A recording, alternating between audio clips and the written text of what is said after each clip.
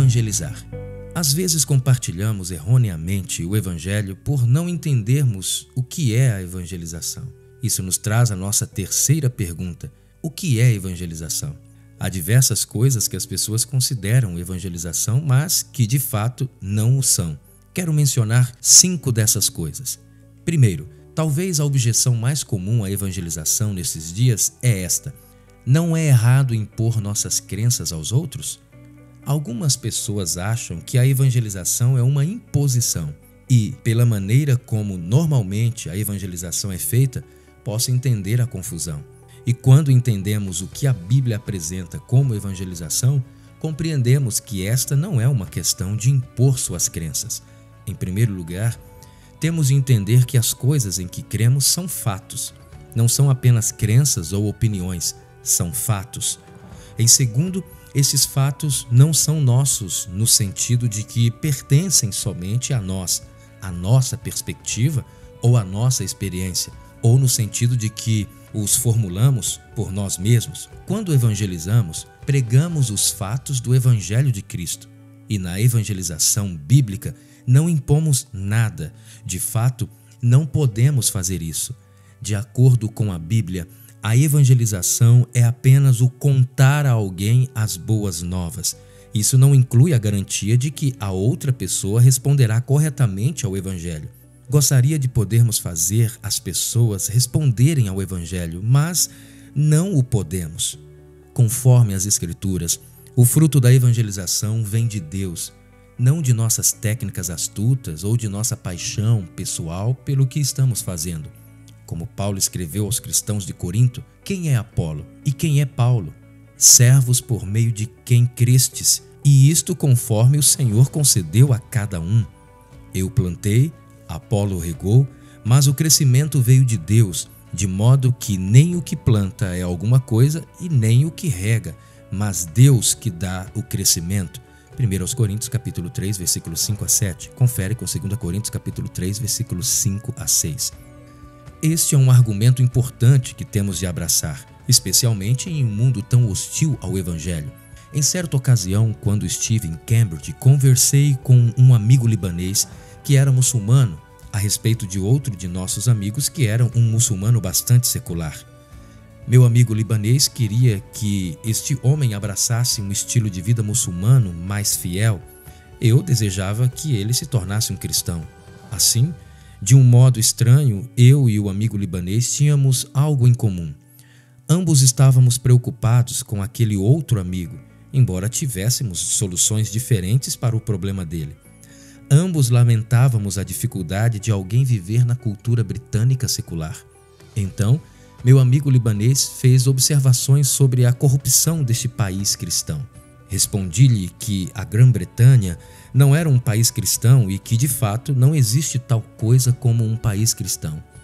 Esse é o problema, disse meu amigo, aproveitando imediatamente a oportunidade, do cristianismo comparado ao islamismo. O cristianismo não oferece respostas e diretrizes para todas as complexidades da vida real, ele afirmou. O cristianismo não tem um padrão sociopolítico abrangente para oferecer às pessoas para solucionar as questões com as quais as pessoas se deparam. Respondi que isso ocorria por causa do retrato realista que o cristianismo apresenta sobre a condição do homem. Ele me perguntou o que isso significa.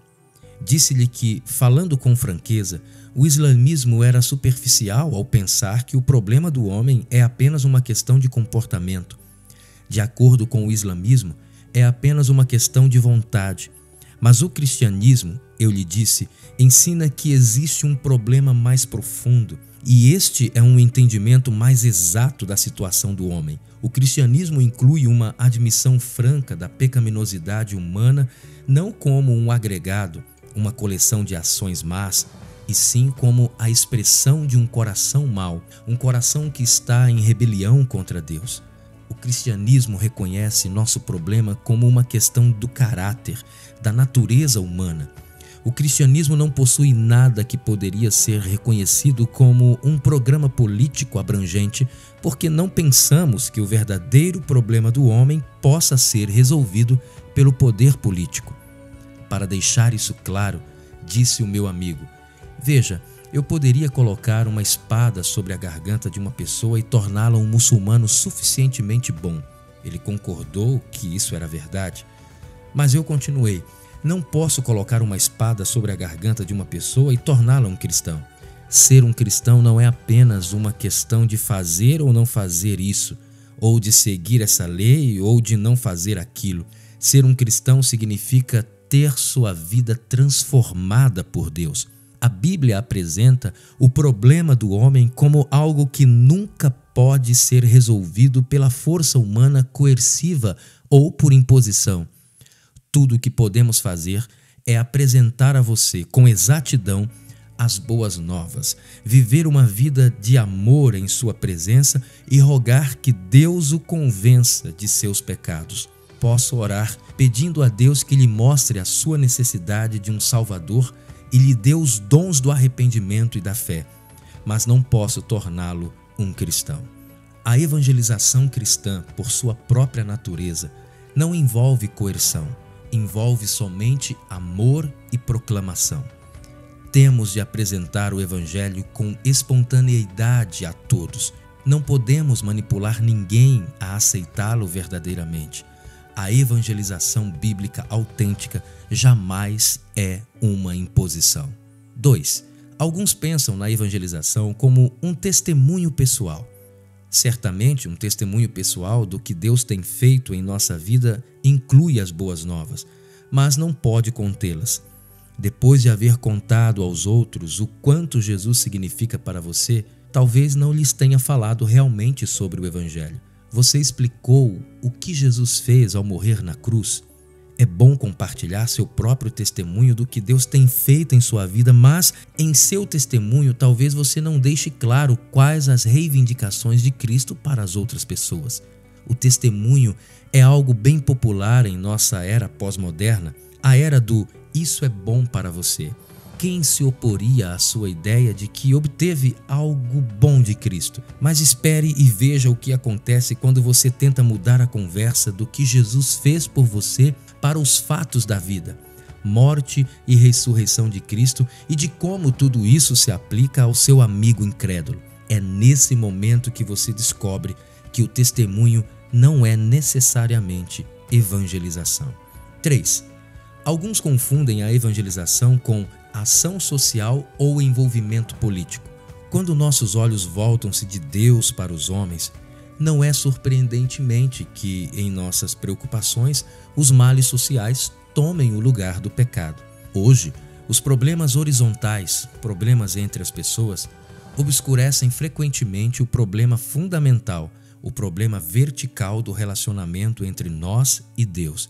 Recorrentemente, aquilo que é realizado como evangelização talvez sejam cruzadas em favor de virtudes públicas, de programas de compaixão ou outras mudanças sociais. Mas, como disse Donald McGavran, famoso missionário que serviu na Índia nos meados do século XX, evangelização não é proclamar o quão agradável é este mundo desagradável, nem persuadir as pessoas a votarem a favor de proibições. Evangelização não é proclamar o quão desejável é compartilhar riquezas, nem persuadir as pessoas a tomarem uma atitude política para alcançar isso. Evangelização não é proclamar o plano político de Deus para as nações. Não é recrutar pessoas para a igreja. Evangelização é uma declaração do Evangelho a pessoas individuais. As sociedades são desafiadas e mudam quando, por meio deste Evangelho, o Senhor toma homens e mulheres e os une nas igrejas para revelar seus atributos nos interrelacionamentos daqueles que Ele salvou. 4. Outras pessoas confundem evangelização com apologética. O termo apologética se refere ao processo de responder questões e objeções que as pessoas fazem a respeito das doutrinas do cristianismo. Assim como no caso do testemunho pessoal, esse responder e defender questões pode ser parte de nossa conversa com outros a respeito de Cristo e pode incluir a evangelização, mas não é o mesmo que evangelização. Defender o nascimento virginal de Cristo ou a historicidade da ressurreição é muito importante, mas não é evangelização. A apologética é a defesa da fé. é responder às pessoas que os outros têm a respeito do cristianismo, é atender à agenda que outros estabeleceram. No entanto, a evangelização é o ato positivo de contar aos outros as boas novas a respeito de Jesus Cristo e do caminho da salvação por meio dele. 5.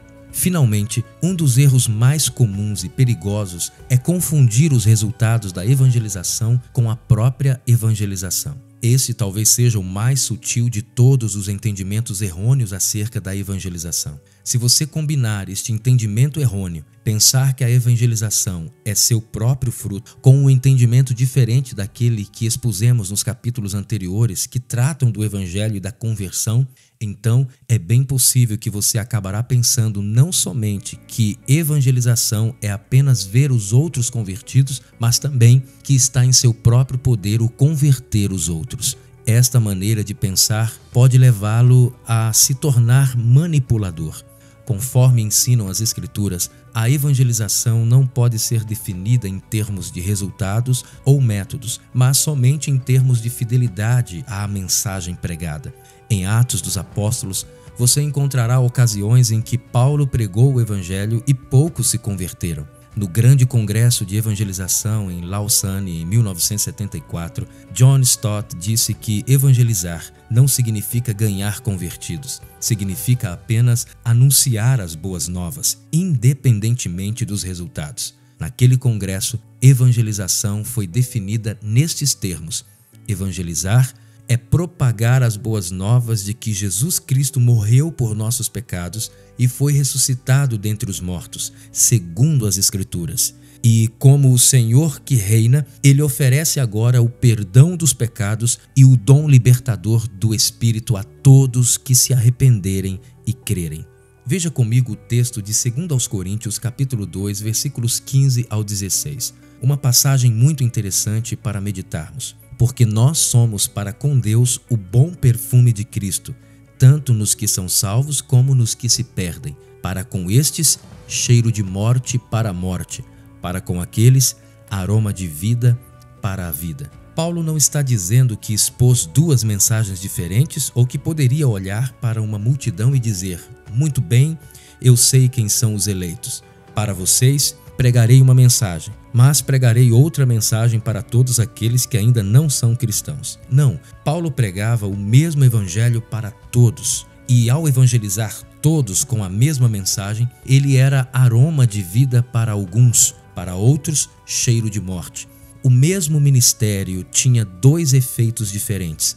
Jesus ensinou isto em sua parábola do semeador, Mateus capítulo 13, versículo 1 a 23. Nesta parábola, o semeador saiu e semeou a mesma semente em diferentes tipos de solos. A palavra não diz nada a respeito dos métodos do semeador. Presumimos que ele usou o mesmo método em cada ocasião. A mensagem da parábola é que algumas pessoas responderão favoravelmente ao evangelho e outras não, embora todas ouçam a mesma mensagem. Não podemos julgar se o que fazemos na evangelização é correto ou não pela resposta imediata que observamos.